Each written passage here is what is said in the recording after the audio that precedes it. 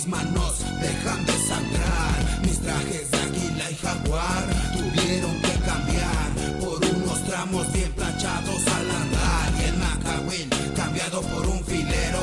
¿Sabes por qué? Porque también acá hay culeros. A nosotros nos apodan los ñeros, pero de azul y son bien tumbados, camuflajeados en lo oscuro de la noche. Algunos en el coche, otros locos. Pues sean bienvenidos al sexto capítulo de Ciudad Rap. Hoy tenemos a nada más y nada menos que EK, o acá el Maru. Él participó en el primer libro, en una entrevista muy bonita que se llamó 2 décadas del rap. Y ahora ya son 3 y ahorita ojalá que nos puedas decir, Maru, a 3 décadas del rap, tú estando, ¿cómo ves hoy en día el rap? Pero déjame les platico que es un activista social congruente, ya muchísimos años tratando, luchando, resistiendo por la pacificación. Hoy lo hace desde una trinchera y es por eso que es muy importante este testimonio. Es además lo que para los rockeros es el Avándaros, es uno de los ideólogos de los que hizo uno de los eventos más emblemáticos, el Paz en las calles, el de 1999 y el Paz de las calles 2001, ambos emblemáticos, y hablaremos también de cómo pensó, cómo ejecutó y en qué terminó estos tipos de eventos. Y creo que el día de mañana, no sé, Mar, porque seguramente mucha gente te reconoce esta gran labor, pero el día de mañana estoy seguro que muchísima más gente lo va a reconocer porque 1999, una ciudad y unas periferias muy violentas estaba haciendo cosas maravillosas. Pero para comenzar, ¿cómo te sientes, Maru? Chido, chido, aquí carnal, con los ojos pequeños, todo bien, tranquilo, pero con Pues el corazón tranquilo. antes de comenzar, porque son tantas cosas las que te queremos preguntar, también a mí me, no sé, siento ese nerviosismo, le decía antes de entrar, porque fíjense que nadie ha aprovechado al titán que tienen aquí. Yo voy a ser uno de los primeros que va a tener uno de los testimonios más hermosos, porque él estuvo en eso, en ese foco y el paso en las calles. Les digo que es el avándaro para el rap.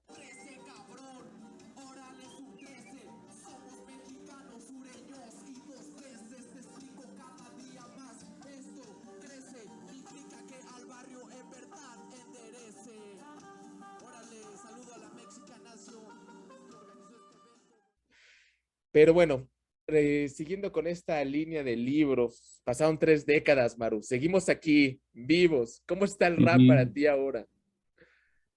pues En el libro, fíjate, vean el libro, y, por favor, léanlo, está gratuito. Pero bueno, perdón por interrumpirte, Maru. no, hay un contexto, ¿no? Creo que muy enriquecedor, ¿no? Para lo que es el rap en México, yo creo, en estos tiempos. Tal vez no para la historia del mismo, pero sí creo que pues muchos están cosechando lo que hace muchos años empezó a hacer, ¿no? Y creo que eso es lo importante. Eh, y creo que eso es parte de todos los movimientos, ¿no? O sea, a fin de cuentas, pues alguien se tiene que colar ahí, ¿no? En el ambiente y tiene que llegar a hacer lo que pues, muchos nosotros soñábamos en aquellos años, ¿no? Pero lo importante es eso, yo creo, ¿no? Que esto está creciendo y que pues no se olvidó. Algo bien chistoso era eso, ¿no? De cómo cuando escuchábamos la música de los morenos en los 90s, creíamos que, o sea, no sé, ahora que por ejemplo Dre o Snoop van a estar en el Super Bowl, es como eso, ¿no? Como la reivindicación del movimiento de las calles, pues, o sea, y el reconocimiento. Entonces, creo que sí es importante y eso en el contexto en el cual, pues, nosotros nos empezamos a desenvolver, pues creo que eso ha ayudado mucho, pues, o sea, en términos de la aceptación, en términos de crecimiento del rap. Y creo que eso es importante también, vuelvo a repetir. eh, ha salpicado a algunos pues siguen pues como en este tema, ¿no? Porque antes Antes como que era una unidad y era como una sola línea de raperos, ¿no? Ahora pues sabemos que hay géneros y subgéneros y que incluso eso merecería un estudio, ¿no? Del tema. Por ejemplo, hace poco hicimos algunas entrevistas en donde hablábamos con Tomás Brun acerca de eso, ¿no? De la importancia de los subgéneros en México y cómo se vinieron trabajando y cómo se vinieron haciendo. Es decir, primero habría que preguntarnos si existe el rap o cómo lo conceptualizan, ¿no? Y si, por ejemplo, del rap pueden surgir varios tipos de rap o cómo está el tema, ¿no? O si, por ejemplo, en los 90 no existía el hip hop, carnal. O sea, no era algo como que nosotros reconociéramos como tal el hip hop, ¿si me explico? O sea, no era un movimiento que incluso, o sea, era rap, pues, ¿no? O sea, no conocíamos como tal el término, se empezaba a construir, ¿no? Pero más bien era más viejo el rap como tal que el hip hop como movimiento, pues. Entonces, ahí hay como incluso unas discusiones también, ¿no? Que en la actualidad se dan, pero pues sí, creo que el rap sigue como, sigue nuevamente una nueva línea, o sea, es decir, si nosotros hablamos o nos remontamos a la historia, o sea, el otro día alguien criticaba de que los raperos de ahora en México rapean como los raperos de los años 80. Yo me refería a él y le decía que era como un proceso que se volvía a repetir, ¿no? O sea, es decir, por supuesto que aquí tenemos las bases básicas que van a construirse a partir de eso, ¿no? O sea, si hablamos de un poema básico, pues es eso, el rap básico. Y entonces por eso vamos a escuchar gente rapeando como en los 80s y por supuesto que vamos a encontrar esa evolución también en otros raperos, ¿no? Porque incluso la escuela así lo exige, pues, ¿no? O sea, el rap también tiene que evolucionar, ¿no? O sea, por eso, por ejemplo, en el talleres de rap planteamos eso, pues que la estructura básica es fundamental, pues, ¿no? O sea, todos partimos de ahí, ¿no? La neta. Pero sí creo que el rap se encuentra en una buena etapa y hay que aprovecharla, carnal. Hay que darle el impulso a eso. Pues ya has mencionado lo del taller de rap y cómo estás también tú planteando este tipo de procesos históricos, de cómo va la evolución. Y tal vez sería bueno como también preludio que nos hablaras del taller de rap, que es algo que estás haciendo ahora, que en un principio fue, fue criticado mucho, ¿no? No creía la gente que se podía enseñar a rapear, sino que parecía que esto debía de ser, pues como nosotros, ¿no? Surgir espontáneo. Pero antes de empezar esto, nos platicabas de l- lo integral que es la educación, ¿no? Porque no solo tú enseñas a rimar, no solo tú enseñas la métrica, sino esto que acabas de mencionar, ¿no? Que sepan la curva, ¿no? Esto que dices, la ciclicidad, yo no lo había pensado, ¿no? Pero esta ciclicidad de regresar tal vez a los orígenes y complementar eso, ¿no? De alguna u otra forma. Pero también esto que hablábamos también de las habilidades psicosociales y de las herramientas como gestión de conflictos que enseñas en tu taller. No sé si nos puedas platicar un poco esto que Maru está haciendo hoy como activista, como educador Claro, con sí. adolescentes. El rap como estrategia para alejar a los jóvenes del crimen, de las drogas, de las pandillas. El rap como medio para empoderar, para sensibilizar. Esto lo han logrado con el Maru Tumalán, pandillero aún activo pero con experiencia en la música, que prefiere dejar hablar a sus alumnos, jóvenes de entre 15 y 17 años.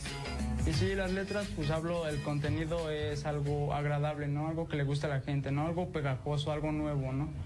Sí, las letras, antes yo decía, ¿cómo escribo? ¿Qué escribo? Pero el Maru me dijo, hazlo, sácalo todo de aquí, del corazón, ¿no? Hace rato mencionaba que no había pensado en la palabra activismo, ¿no? Sin embargo, cuando la reviso, a lo mejor sí, efectivamente, muchos años hemos llevado a cabo el activismo sin quererlo hacer, pues, ¿no? O sea, eh, todo el tiempo hemos pretendido que la pandilla tenga alternativas. En ese sentido, estas alternativas están basadas en alternativas culturales, artísticas, ¿no? Esas que puedan permitir el desarrollo de la persona como tal y que de alguna forma inciden de manera directa en muchas otras cuestiones como la violencia, como la comunidad de manera positiva, ¿ves? Entonces, no sé si hablamos de taller de rap, tendríamos que hablar de todo lo que se ha construido atrás del taller de rap, ¿no? O sea, el taller de rap a lo mejor es como una fusión, ¿no? Aquí en mi casa, en los años 99, en los 90, pues ya nos juntábamos los homies a loquear, ¿no? Pero también nos juntábamos a rapear y nos juntábamos a hacer cosas, ¿no? Entonces, no nada más, era nada más juntarnos por juntarnos, pues, o sea, había toda una construcción y entonces los chavos más morros siempre decían que les gustaba estar con nosotros porque les gustaban nuestras pláticas, ¿no? Es decir, nuestras pláticas eran formativas. Y muchas veces esas pláticas pues tenían que ver principalmente con cómo había sido el contexto político, histórico y social acerca del rap, principalmente en los 80s y 90s. Y entonces, cuando hablábamos de ese contexto político, histórico, social, pues hablábamos de lo que pasaba en el momento y hablábamos de lo que pasaba en la historia, en lo que pasaba en el contexto de Tupac, porque lo habían matado, porque habían pasado una serie de situaciones ligadas a ese tipo de situaciones y cómo entraban las pandillas y cómo entraban, por ejemplo, pues estas rivalidades, cómo se acrecentaban. Un día me acuerdo que un homie, el Chuco de la VST, me decía, en paz descanse, me decía que el sistema de las pandillas en algún momento tenía que colapsar porque ese sistema no era posible, ¿no? Y él era un G, güey, o sea, él era un vato de las pandillas de esos años. Y me hablaba acerca de que las pandillas en algún momento tenían que cambiar, tenían que evolucionar porque el sistema así lo estaba pidiendo, ¿no? Entonces, ¿a qué va esto? ¿A qué va esto? A que de alguna forma el, el- el- el proceso que las pandillas, por ejemplo, vivieron en Estados Unidos, ese proceso también se replica en México, pues, o sea, hay un proceso de transculturización y en ese proceso de transculturización, pues la pandilla también vive esos procesos, güey, o sea, también la pandilla empieza a rapear, empieza a hablar de lo que quiere vivir, empieza a hablar, empieza a escribir, empieza a hacer muchas cosas, ¿no? Es decir, la transculturización implica eso. Veo una cultura, la propio, y entonces llega un momento en que es mía, pues ya es parte de mi proceso, ¿no? O sea, ¿te acuerdas de la revista Mexican Nación donde mandaba las fotos la MGP, por ejemplo? ¿No? Estaba ayer hablando de la revista Nación y le dije a un carnal, oye, quiero bueno, traer esto a colación porque era una cosa maravillosa. El barrio seleccionaba la foto, decía qué foto iba a mandar, porque era un Mm. símbolo muy potente y que también tú habías creado junto con otros, me parece que en el 90 y, ¿qué Esa, sea? esa madre la 97, ¿no? iniciamos en el 97, güey. Un día se me ocurrió una pinche locura y junté a... En ese entonces habíamos varios vatos que ya andábamos en el business. Yo vendía cassettes, güey. Yo vendía música. Yo llevaba muchos años, desde el 93. Distribuía cassettes ahí en el borde de Sochaca. Y en 1993 distribuíamos cintas, cassettes, ¿no? Entonces, en ese entonces, los pocos CDs que teníamos la oportunidad de reproducirlos en cintas y eran muy bien pagados, pues, o sea, eran muy, muy bien pagados. Desde 1993, me acuerdo que un cassette lo podíamos vender en 20,000 pesos en ese tiempo. Y eso era una buena lana, güey. O sea, yo me acuerdo que fíjate, la equivalencia era así, güey. Yo me acuerdo que una vez que vendimos 4 cassettes, pudimos comprar una avalancha, por ejemplo, de Reyes Magos. O sea, yo más o menos esa es como mi equivalencia, güey, de decir, güey. Y entonces en ese tiempo, la posibilidad de adquirir música rap con esa calidad de grabación, era muy limitada, ¿no? Entonces era en lo que andábamos.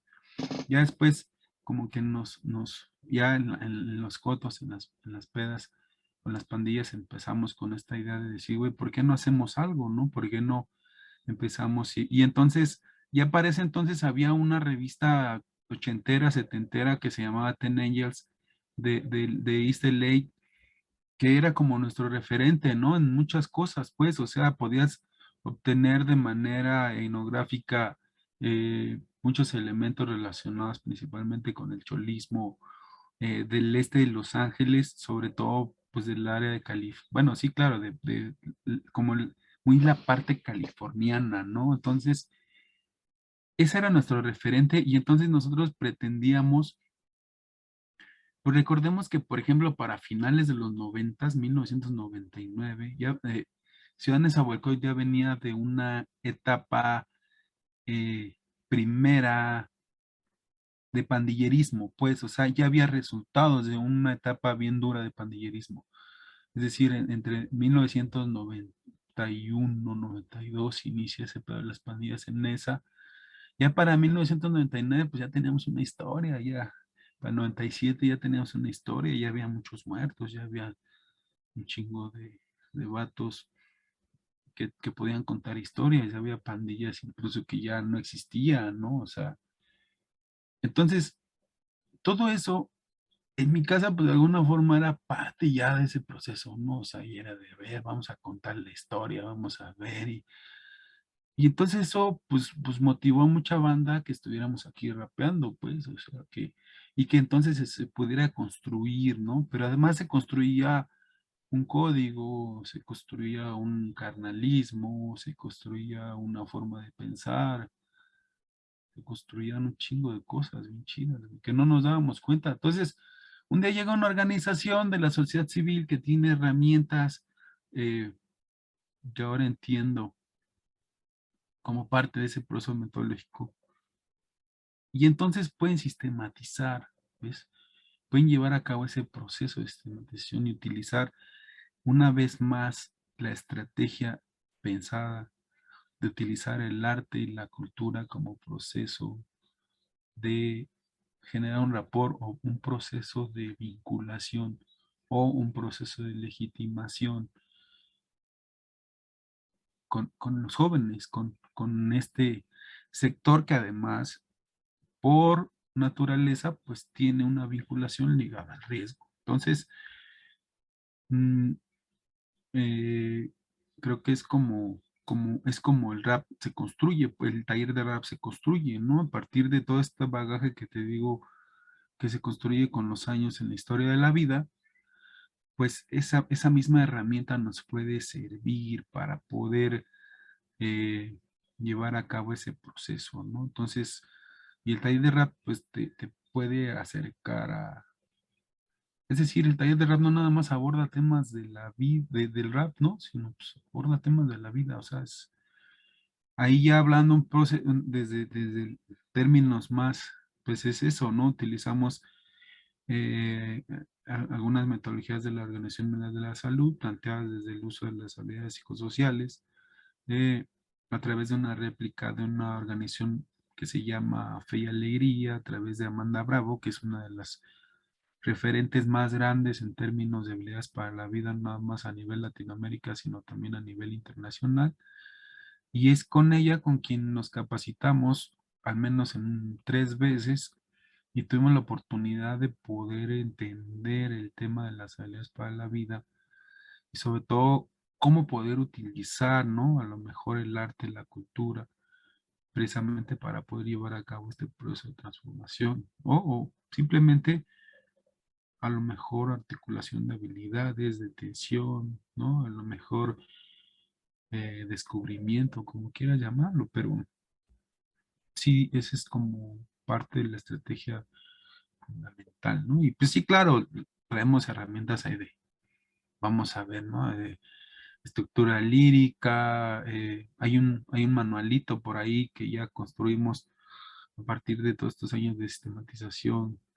El año pasado con el colectivo Chicome ya pudimos hacer como un proceso de sistematización que pudiera a través de la distancia poder complementar el proceso del taller de rap. Entonces, pues ese manualito creo que significa como el proceso de sistematización de muchos años, ¿no? Entonces, está muy bueno.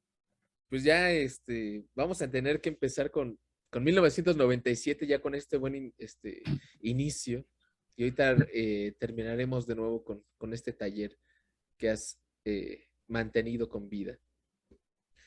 1997 sale esta revista que después, que también en el libro, por cierto, la menciona, y dejamos el link aquí para que lo descarguen, vean, es el segundo capítulo de la entrevista en donde habla de los 90s y de los 2000. 1997 sale esta revista que después se convierte en La Conecta, y que incluso en La Conecta hay una parte que apenas volví a releer en donde tú dices que quieres ya mezclar el rap, la música, que es un componente que al parecer no tenía tanto la revista Mexican Nation. Esta revista creo que brindó un tejido entre diversos carnales, ¿no? Porque había muchísimos canales que después hicieron grandes alianzas, porque eran momentos muy difíciles, ¿no? Pero platícame un poco porque también quiero decirles que Maru no lo sabe, pero yo que lo he visto de lejos, tiene el problema del niño genio, pero el niño genio chingón que lleva lo que piensa en acción, y lo vamos a ver a lo largo con varias cosas que ha hecho el carnal. Pero bueno, empezando por 1997 y el tránsito a la... El año yo empecé a trabajar con los marreros, unos carnales de acá de Mesa, bien firmes también, Javier, ¿no? Con ellos iniciamos un business, ¿no? Hacer ropa, hacer varias cosas, pues ellos eran mis principales distribuidores de música, por ejemplo. Pues, hacíamos business, ¿no? También yo tenía un puesto de ropa. Pues estaba yo bien relacionado. Entonces, mi puesto casualmente estaba en San Juan, carnal, en un lugar, en un tianguis en donde todo el mundo caía, güey. O sea, es decir, ahí todos los pinches pandilleros que iban, pues tenían que pasar a huevo. Y entonces mi lugar estaba, como por decirlo, atrás de todo, en el pasillo, por decirlo así, ¿no? La parte de hasta atrás, no en medio de los pasillos, mejor dicho, sino el exterior. Entonces, daba la oportunidad, pues, de tener siempre pelones ahí en el espacio ese, ¿no? O sea, siempre había homies loqueando, había siempre homies hasta robando, ¿no? O sea, no mis homies, pues, pero pues ahí el espacio desafortunadamente se presta para todo, ¿no? Entonces, estuve muchos años con el espacio, con el Oye, pero lugar. ¿en dónde? La pregunta es, ¿en dónde era? Porque ellos también tenían, no sé si mal recuerdo, un puesto en la San Felipe. Eso fue posterior, pero Porque ahí inicialmente, nosotros llegamos a llevar fotografías ahí a la ajá, San. inicialmente fue en el Bordo, ahí es donde nosotros nos conocemos y es donde empezamos. Él tenía su puesto ahí, yo tenía mi puesto ahí también en el Bordo, y después, pues yo le brinqué a San Juan, ese güey, pues el negocio creció, carnal, ¿no? La neta, la chola también se fue para arriba, y fue cuando hago una convocatoria, jalo a varios carnales, ¿no? Al Bet 65. El Bet 65, uno de los principales distribuidores de música de los años 90, güey, del mercado de San Juan, que todo el mundo debe ubicarlo. 1991 para ser exactos, 1990 creo. El carnal ya distribuía rap en San Juan, por ejemplo, ¿no? Entonces, convoco a Bet 65, más bien Richard Bet, a.k.a. 65, y convoco a los marreros, convoco también a un vato que se llama Carlos Flores, al David, ¿no? Mr. David, a David Pineda, el dueño del actual estilo mexicano. También a otro canalito que se llama Armando, eh, que él es dueño de otra marca, pero de artículos para autos. Y también, ¿a quién más? Pues nada más ellos, carnal. Y entonces los convoco a su cantón del Marreros, y pues me acuerdo que lo primero que hicieron fue reírse de todos ellos. Se las curaron, güey, y me acuerdo que me dio un chingo de coraje, güey, ¿no? Pero creo que más allá del coraje, pues creo que el coraje fue sacar más argumentos, ¿no? Y creo que ahí fue sobre esa idea. Entonces, En un principio, pues la idea era un fanzine, ¿no? Nada más así, con ideas, con algunas publicaciones locales. Ya después con la colaboración de ideas y con la proyección, pues llegamos a la idealización de una revista.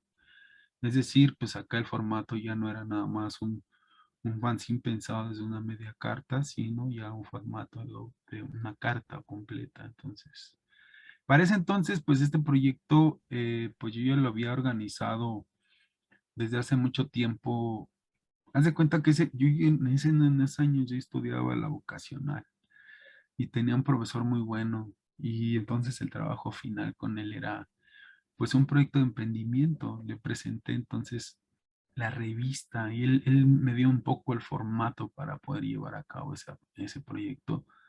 En 1996 más o menos, ya fue que en 1997 de manera ya más general se lo presentó a los carnales y pues ya para 1998 pues ya sale como el primer número, ¿no? En este caso a finales del 98 porque nos tardamos como un año, ¿no? La neta haciendo todo el pedo, recopilación de datos, un poquito nos ejecutamos una información por ahí de una reba.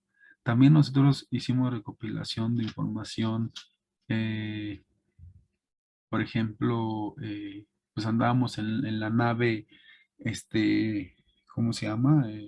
Sacando fotografías en el barrio, haciendo varias cosas, ¿no? Buscando a la gente que nos dieran algunas, ¿cómo se llaman? Algunas fotografías de antaño. Y pues sí, hay gente que nos donó. Y pues casi todos los de la primera Mexica Nación pues, son los homies, ¿no? O sea, el Veneno, el Smiley, este, ¿quién más? Pues el Business, eh, los Changos, ¿no? El Carlos M, Crazy Roy, o sea, es como esta banda de esos primeros años que estuvieron todo el tiempo acompañando y que estuvieron el Loquito, ¿no?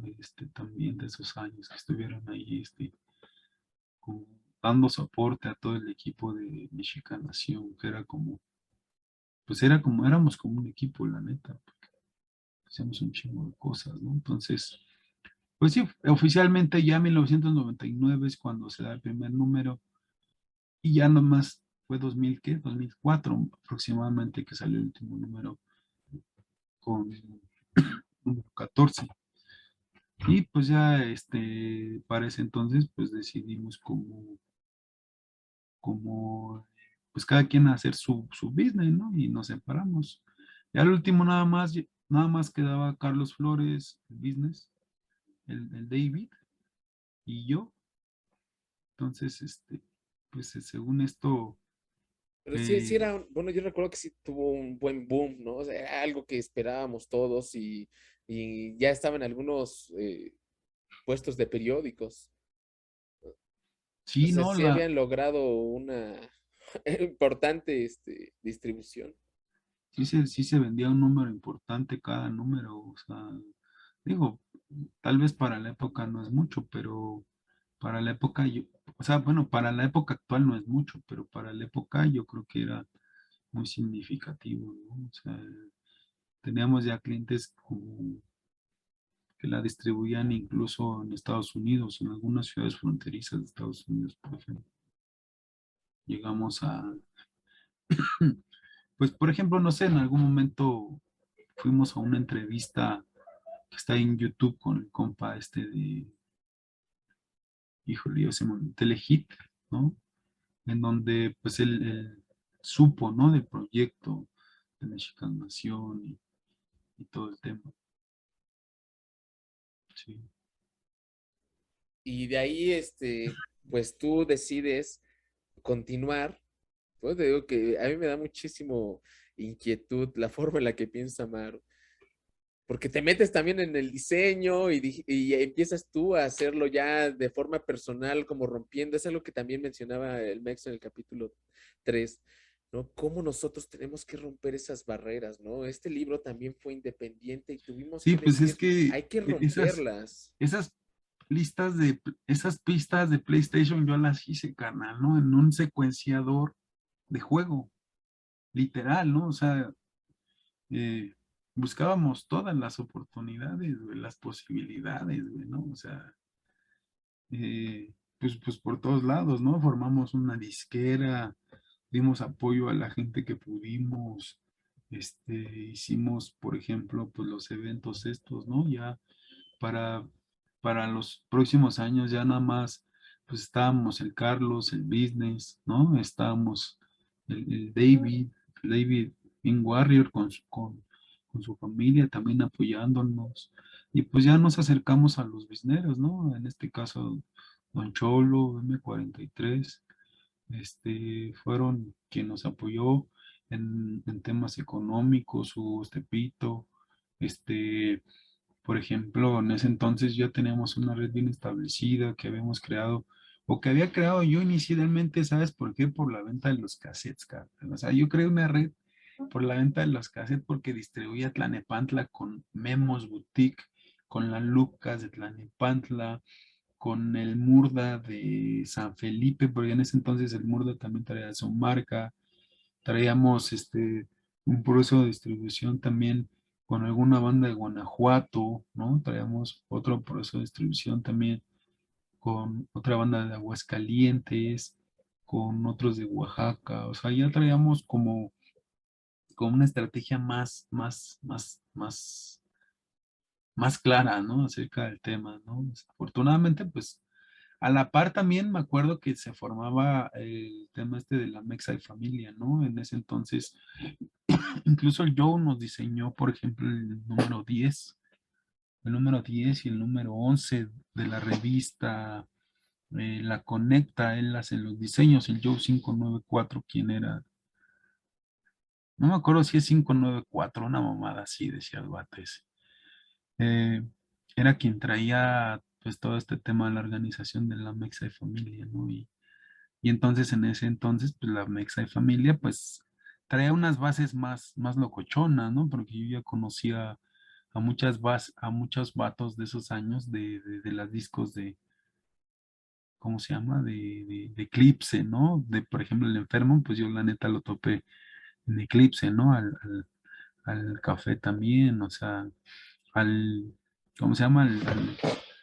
Al cabeza de micrófono, carnal, el Tate Funky, esos vatos andaban ahí en Eclipse en esos años, nosotros éramos de la pandilla, y pues ellos eran raperos, ¿no? En ese entonces rifaban rolitas del Snoop Dogg. O sea, pero pues ya eran otros tiempos, ¿no? Ya me salí bien cabrón del tema. No, no, no, pero está bien porque estamos, algo que mencionó ahorita Maru, es una, digamos, disquera que ayudó también a muchos canales, como él dijo, que era, si mal no recuerdo, es ME Conexiones, y sacan el primer disco de México Estilo, Mexicanos Raza Odiada, que fue un discazo también. Vamos a dejar una rolita para que la escuchen de ese discazo. Por tener feria en mi bolsa, salir adelante es lo único que me importa. Soy bien respetado, pero no estoy yo conforme. Triunfar y ganar de mi ambición lo más enorme. Que estudiante, mi vida, mantenerme arriba. Con todo el corazón yo encontraré la salida. Terminaré y acabaré como mi Dios lo quiera. Nunca me negaré que algo no me doliera. Soy mexicano con orgullo de serlo, y este firme orgullo siempre voy a tenerlo. Soy mexicano con orgullo de serlo, y este firme orgullo siempre voy a tenerlo. Hay que estar preparados para morir, para cuando llegue el momento. Me parece, apenas vi, creo que ya está en Amazon, no sé si sea verdad.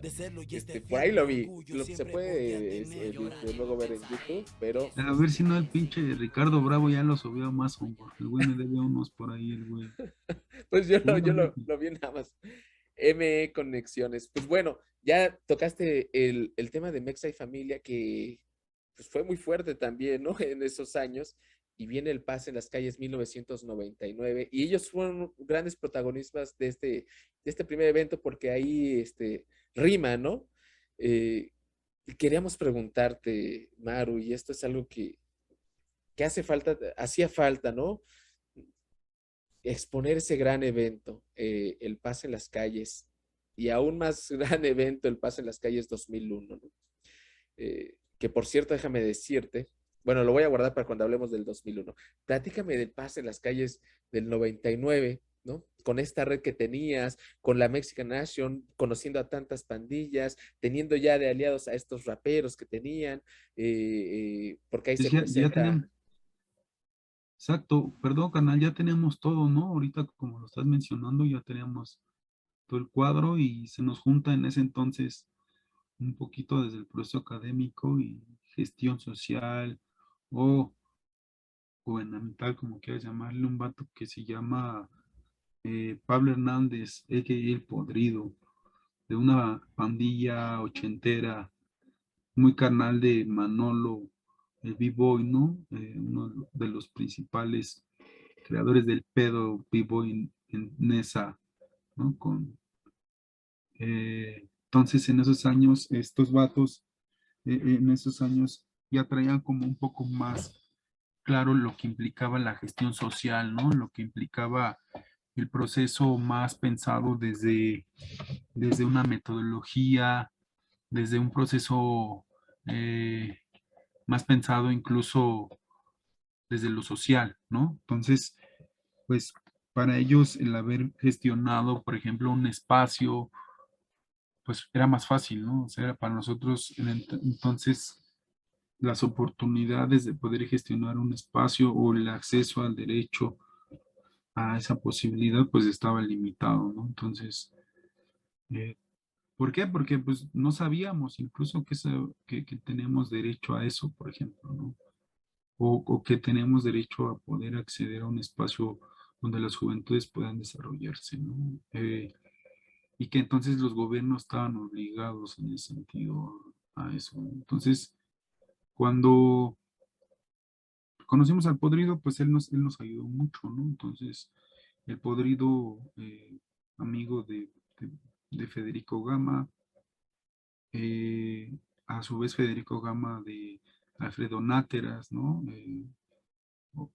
Pues un académico de la UAM que también conocían el tema y que estudiaban en ese entonces temas relacionados con juventudes. Este, pues fue él quien nos de alguna forma a través de su estructura que se llamaba Radio Nesa, que era como una radio, pues como, no sé si subversiva o como underground, que se robaba una señal, pues Pablo tenía como esa otra parte, ¿no? Que de alguna forma nosotros no entendíamos, no conocíamos, no, todavía no entendíamos, ¿no? Porque pues, nosotros estábamos más adoctrinados con temas relacionados con la pandilla y lo que implicaba la pandilla, el pandillerismo en ese entonces, ¿no? Entonces, pues ya después de muchos años y muchas muertes, pues creo que eso también fue lo que nos hizo reflexionar, ¿no? Y decir, ¿saben qué? Pues podemos a lo mejor generar un proceso de mediación. Entonces, este proceso de mediación, sin saber que era un proceso y que era un proceso de mediación, ¿no? O sea, empezamos a vincularnos con las pandillas ya conocidas, sobre todo yo que era como el que más tenía como esta vinculación más directa con la gana, ¿no? Con los vatos. Y pudimos pues invitarlos, ¿no? De manera directa para un Peace Street, ¿no? Peace Street literal, pues era eso, ¿no? Era un llamado a la paz en las calles de Estados Unidos que implicaba dentro de los códigos de las pandillas, pues precisamente eso, ¿no? Un proceso de mediación que pudiera calmar o relajar la situación de la guerra en las calles.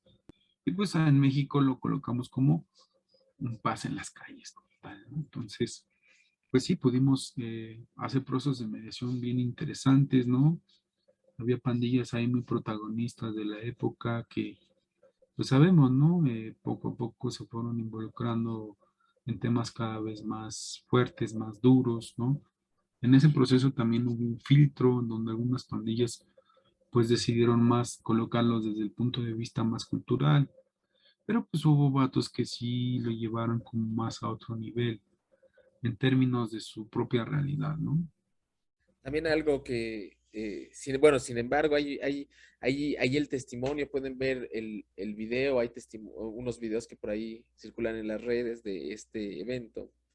Y hay una escena que a mí me pareció emblemática, y es cuando se acerca cada vez jóvenes integrantes de una pandilla y son abordados por ti, ¿no? Y hay una especie no sé cómo decirle, de exposición de lo que representa el evento, de por qué estamos ahí congregados, y, y les explicas un poco este mecanismo de por hoy, ¿no? Vamos a vivir en paz, ¿no?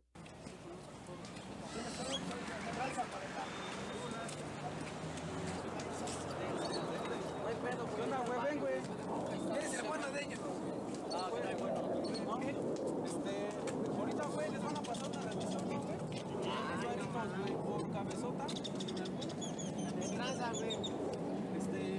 Dale cano, güey. Cero armas, no queremos pedo, güey. Aquí no queremos pedo. Están varios barrios, no queremos pedo. No estoy diciendo a todos. Dice que no hay pedo, vamos a quitar esa mentalidad de unos con otros, darnos en la madre, loco. Si nos matamos, somos la misma raza. Ahorita ya hablamos, güey. No, güey. Es una raza, loco.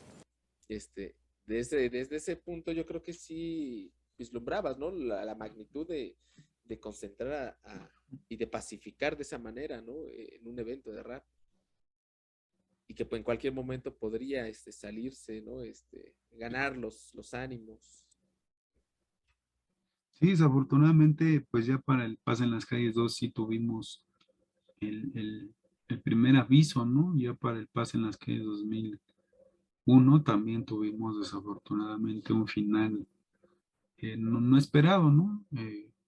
Igual llevamos a cabo los nuevos procesos de mediación, llevamos a cabo los nuevos procesos eh, pues sí, de arbitraje también, ¿no? Porque en algunos momentos de repente la banda pues excedía pues andamos en todos lados, ¿no? Andamos para arriba, para abajo, allá afuera, adentro. Teníamos en ese entonces un Impala 69, un poquito viejito, que era del carnal, de uno de los carnales de ahí. Ese carro pudimos, toda la cajuela llena de armas, carnal, ¿no? De todas las armas que pudimos incautar ese día, ¿no? Había metralletas, había pistolas, había cuchillos, había bats, había pues sí, hechizas, había boxers. Y pues el objetivo era que al último, pues cada quien pasara a recoger esa madre, ¿no? Entonces, pues en ese entonces, pues el depósito era la cajuela de ese carro, ¿no? Afortunadamente pudimos incautar ese día las armas ahí. No sabemos qué hubiera pasado. Sí, si hubieran estado adentro, ¿no? Hay una escena Exactamente. en 1999 también que vamos a colocar, que es en donde logran que dos personas que están enemistadas se den la mano ese día, ¿no? No sé quién es el que sale, pero alguien está mediando entre ellos y les dices, por hoy, en paz. Y los dos carnales se saludan y traen pedos entre ellos, ¿no? Si no tenemos pedos, tú traes pedos con este loco, ¿no? Este güey me dijo, güey, la primera nomás ayuna. Mira, este es nuestro barrio, ustedes son los invitados, loco, ¿me entiendes? No queremos pedo, güey, queremos armar el pedo chido, que no haga pedos entre barrios, quitar la mentalidad de siempre pegarnos nosotros, queremos armar el barrio, la paz, ¿me entiendes? Este vato ya no quiere pedos, van a parar el pedo por el momento, güey. Por este rato. Si quieren después siguen la idea, pero por el... En otro barrio se rompe su madre aquí, no queremos pedos. Papá, vamos a armarla chido y... Este evento es por la paz, cabrones. No, más por este día. Es por la paz. 1999, Paz en las Calles. Sin duda fue, pues también conmovedor ese tipo de escenas que generaron en ese entonces. Y luego, como dices, viene, no sé, bueno, también te explícame, porque yo para ese entonces yo tenía como 12 años. Me parece que el 2001, hay previo a la Alameda y al ex balneario olímpico, hay otro evento, Haz de cuenta ¿o no? que nos cancelaron. Ah, En ok. total hubo 4 propagandas pensadas de paz en las calles, 5 en total. La del balneario olímpico la movimos de fecha y previo al ese también lo movimos del lugar porque lo íbamos a hacer en la Moctezuma. Ya nos hizo, de ahí lo movimos el ex balneario olímpico. Y hubo uno último que íbamos a hacer en el Circo Volador, que ese era el último que íbamos ya a planear, pero ese ya lo cancelamos porque pues ya tuvimos como pues otro tipo de injerencias, ¿no? En ese sentido ya de gente ya con otros intereses que no quería ruido en su comunidad, ¿no? Pues lograron Entonces, en ese entonces, en el 99, hacer algo que te digo, queda para la historia y muchos conocemos, sabemos la magnitud y te reconocemos a ti y a los carnales que hicieron posible eso. Después sigue el 2001. Yo entonces ya había entrado a la Magnolia, tenía 14 años. Recuerdo que ya tienen ahí más como aliado a Don Cholo porque distribuye muchísimo boletaje ahí. Quiero decirte, lo vamos a mandar un saludo al carnal perro fumador de la Magnolia, porque cada que entraba yo a su casa y cuando empezamos a hacer música, estaba, a ver si me manda la foto este carnal, estaba la foto de la propaganda y tenía cortado su boleto, y lo tiene enmicado, ¿no? Porque para nosotros fue un, un evento que marcó la vida de la pandilla, ¿no? Primero, pues, yo era, digo, muy, muy joven, había ido a comprar mis primeras garras con Don Cholo, y Don Cholo me regala un boleto y uno de los carnales me lo quita y entonces ya no puedo ir yo a ese evento, al 2001, pero sí va a la Magnolia y el regresar eran muchísimos vivencias, códigos, cosas que se vivieron y que transmitían. Imagínate para un adolescente de 14 años, las bicicletas, la música, después este trágico suceso de no lograr pacificar y que, pues también me imagino que ojalá nos puedas platicar cómo se rompe de alguna forma, qué es lo que falló de que no lográramos en ese momento una misma comunión, tal vez como la del 99. Eh, pero bueno, sin embargo, 2001 queda marcado en la vida de muchísimos. Ahí están pasando ahorita unas imágenes de la magnitud de pandillas, de carnales que estaban ahí reunidos. Y después este suceso desafortunado. Pero ¿cómo lo viviste tú? ¿Cómo creo lo que, viviste ahora? fíjate que hablamos de poquitos años, ¿no? Pero creo que también el año 2000, si nos remontamos al contexto político, histórico, social, pues primero pues veníamos también de un cambio de régimen, ¿no? No sé si te acuerdas. Digo, ya haciendo el análisis de manera más profunda, ¿no? Como tal, teníamos los grupos de crimen organizado eh, bajo el cambio, ¿no? El cambio de un esquema, es decir, se volvían parte de una empresa, se volvían parte de ese proceso. Por lo tanto, pues todos los barrios a las orillas, a la periferia, situación de riesgo, eran parte de ese proceso de oferta y demanda, ¿no? Entonces, te lo digo porque pues así lo viví yo de manera directa, ¿no? O sea, es decir, podría yo hablarte de cómo fue el proceso, primero en Guerrero, primero en México, después en Nesa, o sea, pero por todos lados llegó el momento en que pues, tus carnales tenían una vinculación directa o indirecta con el tema, ¿no? Entonces, por supuesto que 1999 representaba una cosa, pero ya el 2001 pues representaba otra cosa. Ejemplo de ello pues fue el uso de armas, por un lado, de las pandillas y por otro lado el tipo de droga que usaban, ¿no? Entonces, yo creo que esos dos detonantes fueron fundamentales para que hubiera esa reacción, ¿no? Entonces, por otro lado, pues creo que el poder no es hegemónico, ¿no? O sea, no es siempre de un grupo, es decir, las pandillas pueden tener un poder en un lugar, en un espacio, en un contexto político, social, en un tiempo, ¿no? Pero, pues también en ese entonces, pues así pasaba, ¿no? Teníamos a un grupo controlando en Nesa, a otro grupo controlando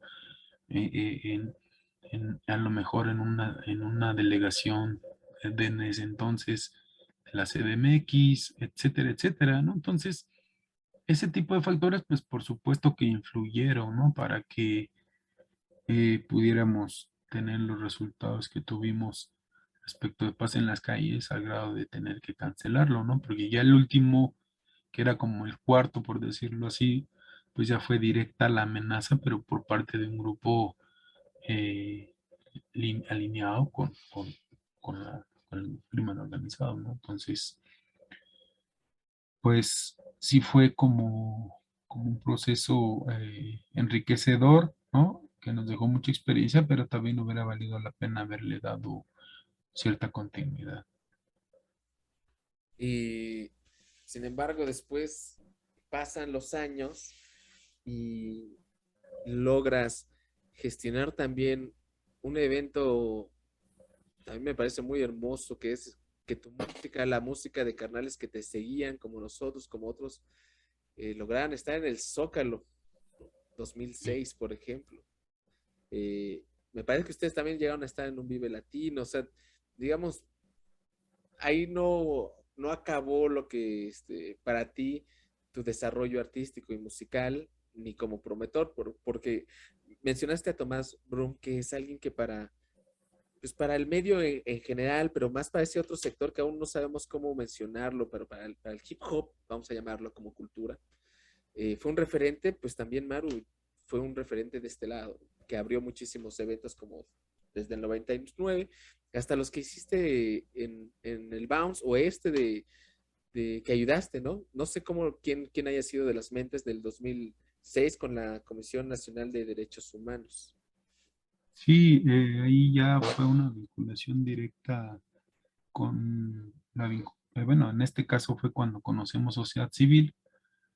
Cuando conocemos sociedad civil es cuando pues conocemos un poco acerca del otro lado, de las estrategias pensadas desde ellos mismos, ¿no? Desde sus funciones en la sociedad y podemos vincularnos y conocer en ese entonces pues al ombudsman de la Comisión de Derechos Humanos, ¿no? Y pudimos plantear cuáles eran pues los puntos, ¿no? Desde la pandilla, ¿no? Desde la realidad, ¿no? Y es cuando nos dan chance, ¿no? De subirnos, en este caso, al escenario de ahí del Zócalo, ¿no? Que estuvo muy chido. La verdad es que la gente nos oía decir barbarie y media y nos iba muy bien, ¿no? La verdad. Estuvimos al menos ahí 3 veces, 4 veces en la Feria de la Comisión de Derechos Humanos. Pues tuvimos la oportunidad también, el Plata, de subirnos al escenario del Vive Latino, ¿no? En ese entonces creo que fue la primera vez que se abrió como un pequeño escenario para rap, para el hip hop, y nos tocó después de la vieja guardia casualmente, ¿no? Y pues nos subimos y pues les dijimos que nosotros no queríamos que bailaran, ¿no? Sino más bien que escucharan. Fue una muy grata experiencia en el Vive Latino también. Y pues por ahí tuvimos algunos eventos, ¿no? Sobre todo relacionados con la pandilla, coaccionando y ayudando sobre todo. Y que ya después él te va a platicar, ¿no? En eventos muy chidos que hacíamos con la UVM o con algunas otras pandillas, ¿no? Y que podíamos organizar, pero principalmente pues eran eventos de las pandillas, ¿no? De los vatos, de los barrios, ¿no? No eran eventos como muy comerciales, ¿no? Entonces, y que nos recibían muy bien, la verdad, y la verdad nos trataban muy chido, y eran bien de aquellos los vatos. Tú, fue una época muy chida, ¿no? En donde un poco el rap pandillero como género pudo identificarse, pudo jalarse, pudo incluso ser referente para otros lados, ¿no? La neta, porque así como nos hicimos referentes positivos, pues también nos hicimos referentes negativos, ¿no? Es decir, también tuvimos enemigos por ahí dándonos en la madre con ellos. Así fue esto. Sí, y es una época después de la que se da, Maru, pues como tú dices, ¿no? Son eventos que empezamos o se empezaron a generar eh, pues de los mismos carnales, ¿no? Y en donde los mismos carnales siempre había un pedo, siempre, siempre hubo un pedo, ¿no? Pero eran pedos yo siento que ya habituales, yo ya decíamos, si no hay pedos ya no se siente, pero no con una gravedad como la que sí en algunos momentos hubo.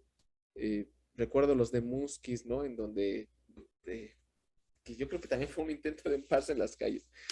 Y ciertos eventos en donde terminaban de forma muy desafortunada, pero le decía yo al canal Mex que habían eventos, me parecían sorprendentes como los de Caracoles, en donde ahorita lo mencionas tú, la raza nos quería, nos apapachaba, se hacían eventos constantemente. Había un evento en el que yo aprecio mucho esa solidaridad con nosotros, porque pusiste a FLS y a Magnolia un evento para nosotros.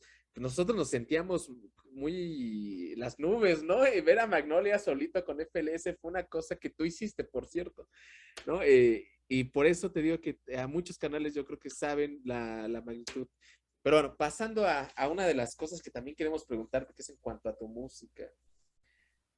Hay unas canciones, pues, que tienen que ver con el tema que estamos hablando, ¿no?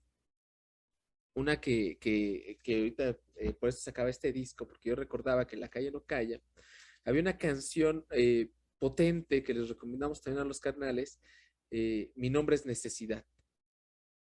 Y esa rola, no sé si nos puedas platicar un poquito de ella. Vamos a dejar algo. Yo soy el dios del bote, lo tengo que generar, aunque yo ya me importé, mi nombre es necesidad, hasta que explote. El DJ en el barrio donde se aprende a diario, la escuela de la calle donde se aprende de braille, y si lo sabes lo calles, porque si entras no sales, es la regla en las calles, y si no quieren los males, todo es mejor que no hables, porque aquí todo es dinero, debes usar el filero, porque no faltan culeros, una vez de mal agüero, que te tumbe el negocio, y que empieza como socio. Siempre digo que tú no lo puedes escuchar, Maru, pero ahí está la canción.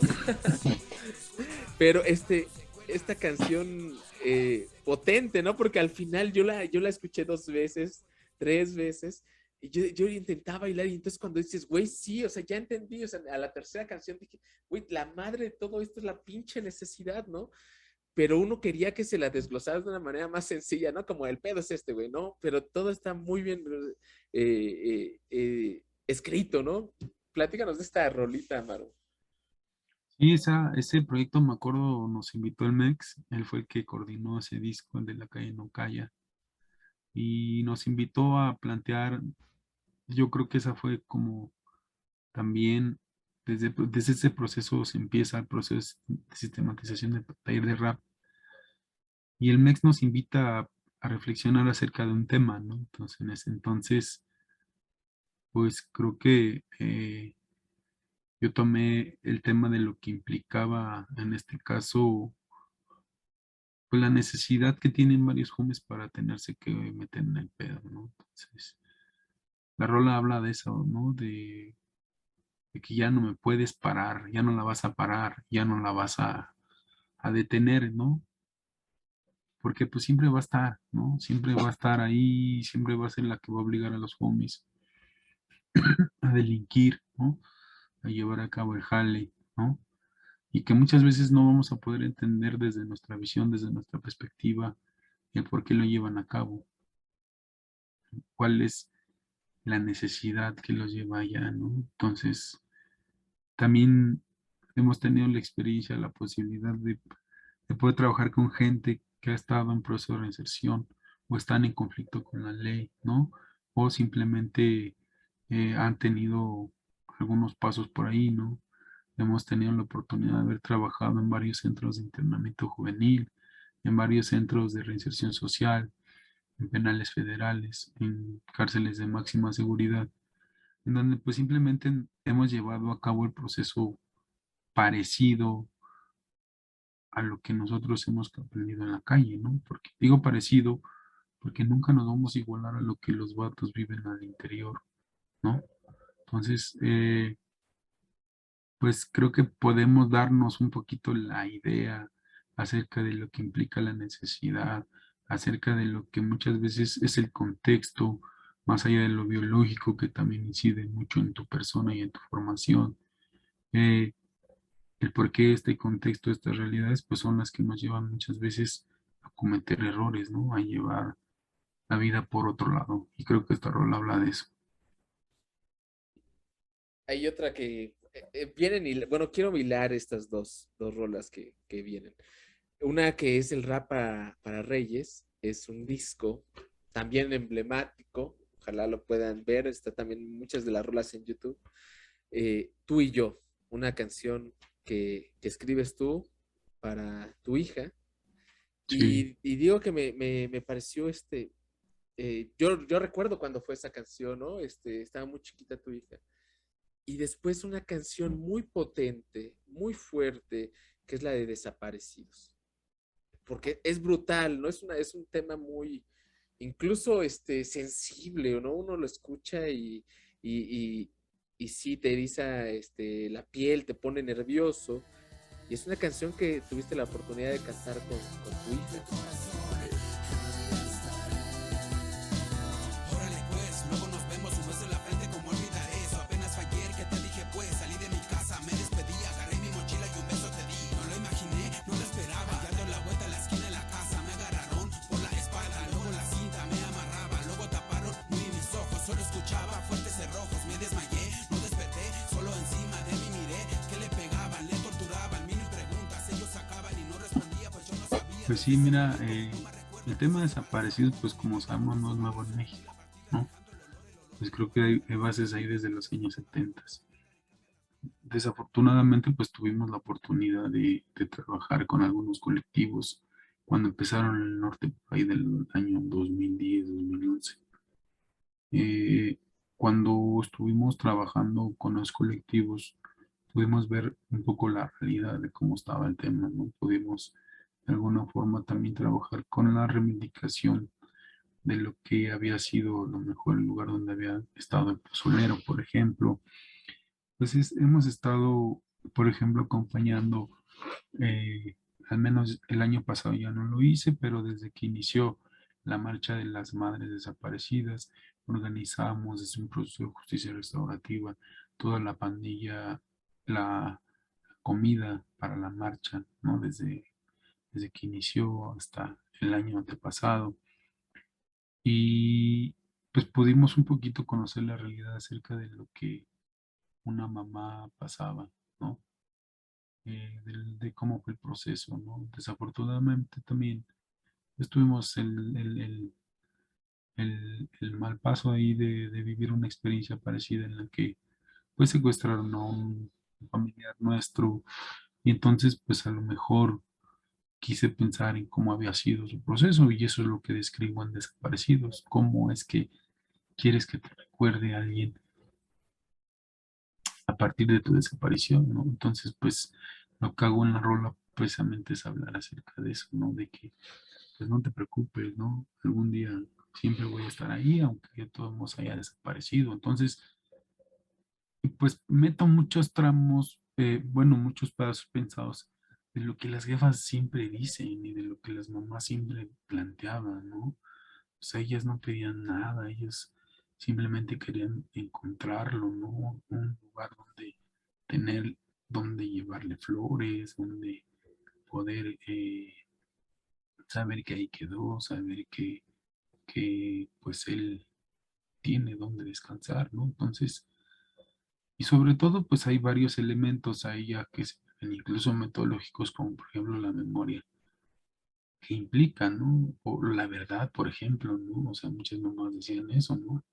Que se sepa la verdad, que sepa que yo era inocente, que yo no andaba de ojete, que no sé que no se me criminalice, ¿no? Porque hay muchas necesidades que muchas de las mamás piden y que también muchos de los jóvenes que desaparecieron y que siguen desapareciendo sin deberla ni temerla, nada más estuvieron en el lugar equivocado, ¿se me explicó? Y que nunca supieron por qué desaparecieron, nunca supieron por qué se fueron.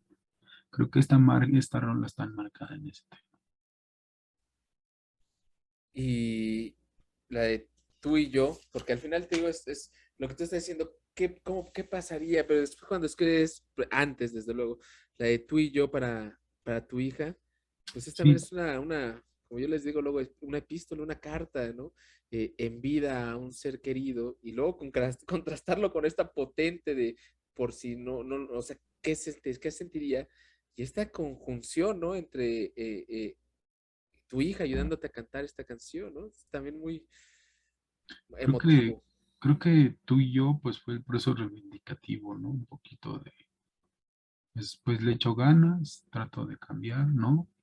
Y pues el proceso sigue reafirmándose, ¿no? Es decir, creo que ya puede ser una evaluación de la rola al momento, ¿no? O sea, si hablamos de un proceso longitudinal, pues ahí va la otra rola, ¿no? Ya la tengo lista incluso. Y pues cuando cantamos la de Desaparecidos, pues, lo significativo fue cómo se la aprende, ¿no? Y como ella se la sabía, ¿no? Por lo mismo, porque pues está concientizada del tema, sabe del tema. Es decir, el activismo no lo llevamos nada más pues en la chamba, sino pues se llama actoría social juvenil. Tú lo conoces bien, ¿no? Entonces, pues eso implica llevar a cabo el proceso siendo siempre pues, el protagonista de la acción, ¿no? Entonces, pues claro, en lo familiar, por supuesto que lo llevamos todo el tiempo, constantemente. Y creo que ese es el botón de muestra, ¿no? Mi hija sigue metida en el tema, haciendo cosas, apoyando a su papá, ¿no? Y ahí andamos.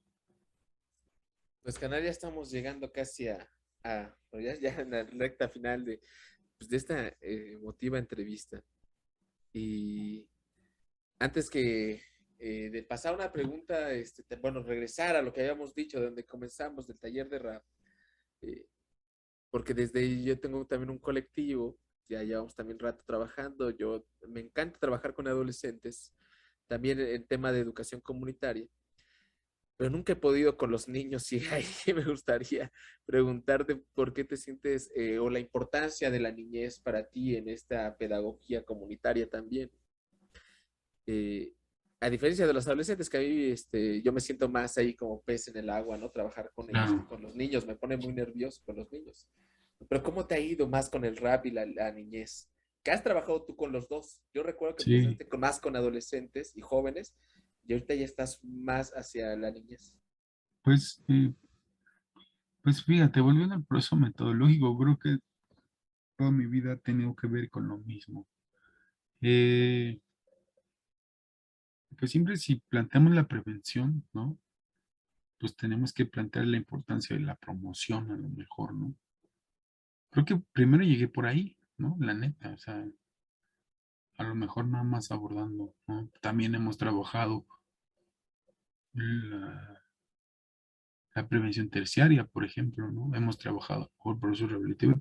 Si nosotros hablamos de algo que se llama proceso de la enfermedad, pues hablamos de eso, de que tienes que abarcar la integralidad desde el enfoque salud-enfermedad, ¿no? Entonces, desde ahí planteamos entonces que tienes que abarcar pues, la niñez, es decir, aquellos que todavía no tienen el riesgo, ¿no? Para trabajar de manera más fuerte la promoción, a lo mejor.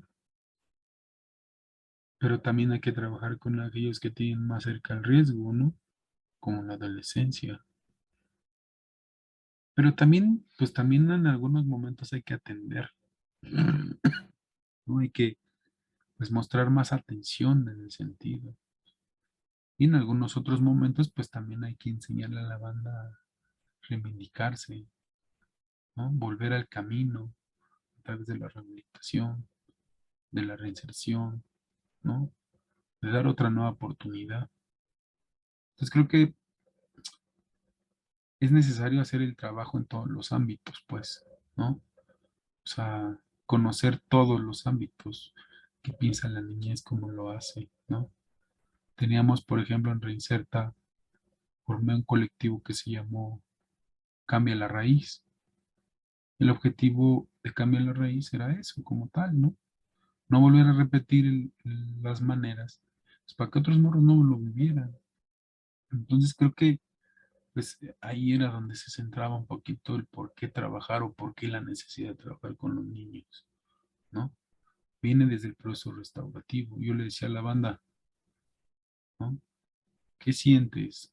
¿Cómo te identificas con el joven, no? Imagínate que eres tú cuando eres chiquito, ¿no? Entonces, pues avisemos un trabajo muy chido, la verdad. Entonces, la idea es esa, ¿no, carnal? Desde la integralidad creo que los niños son fundamentales para la acción, ¿no? Y pues sí, el proceso vinculativo, pues tiene que ver con esta perspectiva que vas generando con el tiempo, con los años, ¿no? Con la posibilidad que te da el arte, la cultura, para poder llegar a ellos. Y bueno, en cuanto a ya lo artístico que logras tú producir con ellos, eh, ¿qué se siente? Bueno, no es que no lo necesitaría vivirlo, pero ¿qué sientes cuando un niño, una niña, un adolescente logra transmitir, ¿no? Heurística, creativa, catárticamente, pues y plasmarlo y después encontrar, ¿no? El flow, la palabra y tener un producto. Sí, ¿Qué se siente, carnal? una responsabilidad, porque puede el niño entenderlo de manera distinta. El desarrollo de una habilidad psicosocial, pues tiene que ver con que seas mejor persona cada día. El, el ver un disco, un producto como ese, puedes valorar tu actitud, ¿no? Entonces, pues también tienes que enseñar esa otra parte de la responsabilidad, ¿no? Y esa puede ser la plataforma, pero también puede ser la herramienta, ¿no? Entonces, pues no te confundas. Tal vez nunca seas famoso, tal vez sí, tal vez seas tu destino, tal vez no. Conócelo, date tiempo y ya. Sí, nunca le exigimos que esto sea su futuro, que este sea su... No, no, no, no. Plantéate objetivos, ¿no? Específicos, a corto plazo. Que poco a poco le vayas dando. Tenemos muy buenos resultados en ese sentido, la verdad. Pues Viene el taller qué de Rap chingón, 2 para que lo veas cómo va a estar. qué chingón, carnal. Y pues bueno, al final del libro, como siempre, dejamos una hoja en blanco para que puedas, pues, escribir lo que tú quieras o decir lo que quieras. Dejamos aquí las redes del carnal Maru. Por favor, vayan, escuchen su trabajo. Hay una canción que nos fascinaba, a ver si no la riego, porque la verdad es que no la investigué, nada más la tengo de memoria. Es Aún desde el centro, ojalá que así sea. Y si no, les platico. La historia es de un mexica, o quiero pensar que es mexica, ¿qué tal si es tlaxcalteca? De un Era mexica mexica. que despierta en esta época, ¿no? O sea, él no logra, algo así recuerdo, ¿no? No llega al No Mictlán. llega al Mictlán, ¿no? Y despierta y dice, y no, pues imagínense esa historia, ¿no? Vamos a dejar un cachito de esta rola. Le dicen, ¿sabes qué, güey? Tienes que ponerte verga porque no es la vida como la pensabas, güey, ¿no? Entonces, Sí, está es chida esa rola. una rola narrativa, es pocas, luego hay así de ese estilo, ¿no? Muchas veces eh, construir una historia es muy difícil. Carnal, ¿con qué te vas con esta última hoja? No, pues, la neta, el seguir apoyando la banda, el arte y la cultura, no nada más. Los niños son de todos, hay que seguir apoyando a los morros, hay que seguir apoyando a la banda. Si ves a alguien triste, hay que preguntarle qué tiene, ¿no? Y pues nada, gracias, carnal. Gracias y sigamos escribiendo la historia. Pues muchas gracias, Maru. No se pierdan, por favor, vayan allá a ver el trabajo del carnal Maru, alguien a quien valoramos mucho. Hemos visto como a lo largo han escuchado pues la historia del Maru, ¿no? Estos eventos emblemáticos, su música. Vayan a ver lo que hizo como México Estilo. La verdad es que todas las rolas están tan chingosísimas. Es un disco que para la época era muy difícil sacar discos originales, lo lograron los carnales.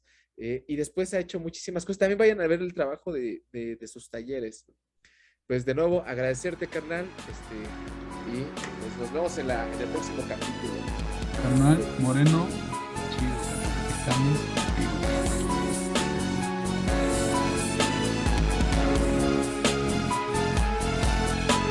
500 años han pasado, he despertado, nunca llegué al Mictlán, nunca tuve el río que cruzar. Antes de llegar me di